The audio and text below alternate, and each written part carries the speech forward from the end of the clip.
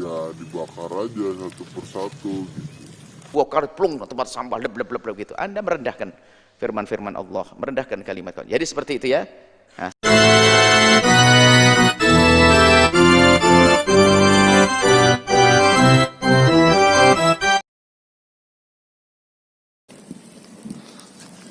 Kalau itu apa kita puting dibakar, Lur?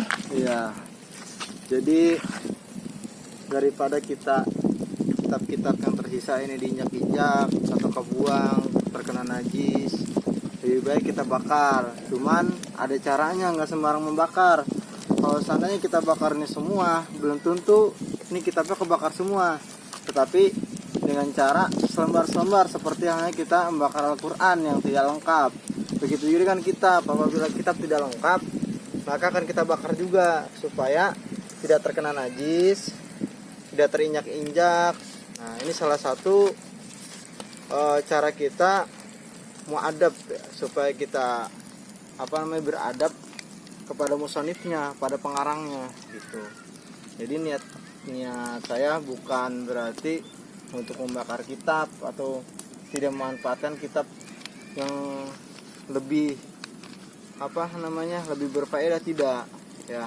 Daripada kitab tidak lengkap, lagian kita mau sumbangin ke siapa kalau misalnya kitab tidak lengkap, itu lebih baik ya dibakar aja satu persatu gitu.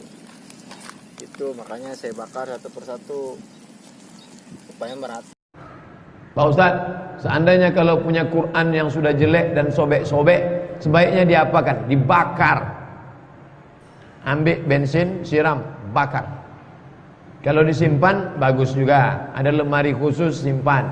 Tapi khawatirnya nanti anak menantu kita tak tahu, dijual mereka. Dijualnya dijadikan nanti trompet tahun baru. Sudah tertangkap tahun lalu, trompet tahun baru Natal rupanya dari sampul-sampul Quran. Ini penghinaan luar biasa.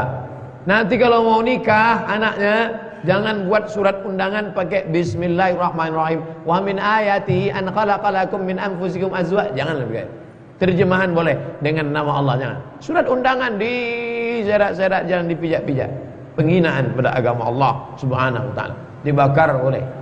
Makalah-makalah mahasiswa yang bagus-bagus saya sorter, saya simpan, saya jilid.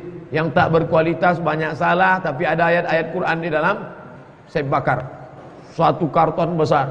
Sayang Pak, jual aja, ganti kardus. Nggak, ini ayat Quran. Menemukan kertas atau apapun mushaf Al-Quran yang sudah robek, sudah lama dimakan rayap dan sebagainya, tersisa, maka satu langkah pertama yang kita upayakan selagi masih bisa, dimuliakan, dirawat, diperbaiki sampai bisa dibaca dan dimuliakan di tempat yang mulia, di tempat yang mulia. Kalau ternyata lembarannya itu sudah nggak karu-karuan, kalaupun kita taruh di atas nanti akan jatuh lagi, terbang lagi dan sebagainya, maka jagalah kalimat-kalimat mulia itu, jangan sampai dia diinjak oleh orang. Bagaimana? Maka jangan dibuang di tempat sampah. Membuangnya saja adalah haram, dan bahkan kalau niat menghinakan, murtad, keluar dari iman. Makanya hendaknya kita harus ada sampah terhormat. Ada di sebuah tempat yang mengerti hukum, ada sampah terhormat. Jadi ada sampah terhormat itu adalah ada kotak, barangkali ada kertas, dibuat sampah terhormat. Mana Al-Bahjah ada sampah terhormat? Ada sampah terhormat? Pesan saya sudah lama-lama hari ini kayak banyak diingatkan anak-anak Al-Bahjah ini.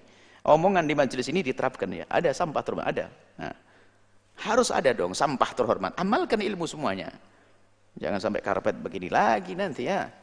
Ilmu diamalkan. Sengaja saya sampaikan di media begini biar tahu. Menegur harus ke anak sendiri. Ini majelis sendiri kalau salah disalahkan. Baik, sampah terhormat itu karena apa? Ada orang itu kalau menemukan kertas ada lafaz Allah berceceran, dia bingung naruhnya. Ini ada sampah terhormat, diletakkan di tempat tersebut. Setelah itu bagaimana? Setelah itu adalah dibakar. Karena memang kalau tidak dibakar akan tetap berantakan. Loh kok dibakar kalimat Allah dan sebagainya?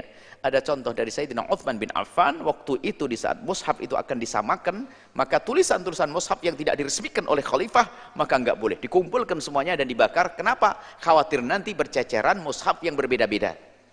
Bukan niat menghinakan, niat untuk menjaga kemuliaan. Jadi ini kalimat Allah yang berceceran, ya. Ini kalau dibiarkan diinjak sama orang, maka dikumpulkan, dibakar.